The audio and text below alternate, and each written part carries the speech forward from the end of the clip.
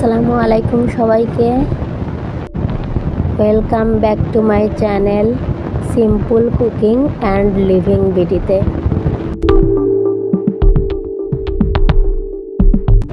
আজকে আমি রান্না করব ব্রয়লার মুরগি। এখানে আমি প্রায় 1 কেজির মতো মুরগির মাংস নিয়ে নিয়েছি।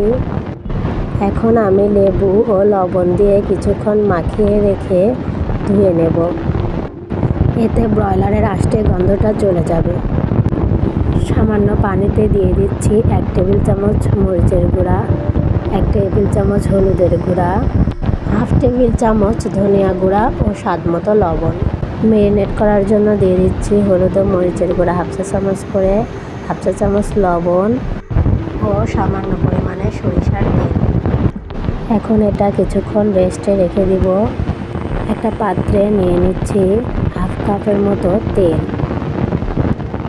এখন আমি তেলের মধ্যে একে একে ম্যারিনেট করা মাংসগুলোকে দিয়ে দিচ্ছি।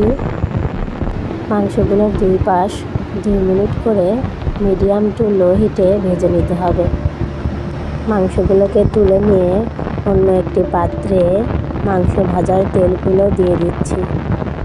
এর মধ্যে আমি আরও 1/3 কাপ তেল দিয়ে নিলাম।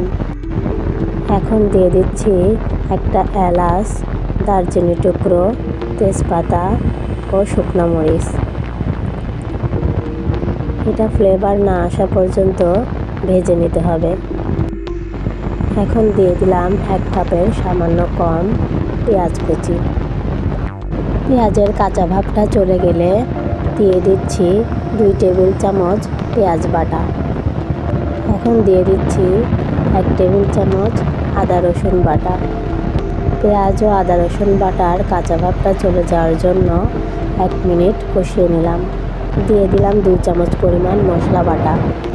একটা টমেটো পেস্ট করে রেখেছিলাম, সেটা দিয়ে দিলাম। সামান্য নাড়াচাড়া করে দিয়ে দিচ্ছি ভেজানো মশলাগুলো। এখন এতে দিয়ে দিচ্ছি 2 চামচের মতো জিরা বাটা।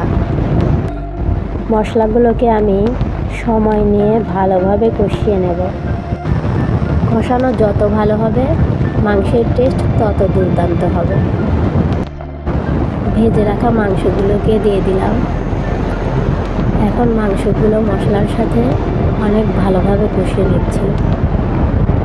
এই পর্যায়ে দিয়ে দিচ্ছি 2 কাপ ফোটানো পানি। এখন আমি ঢাকনা তুলে দিলাম।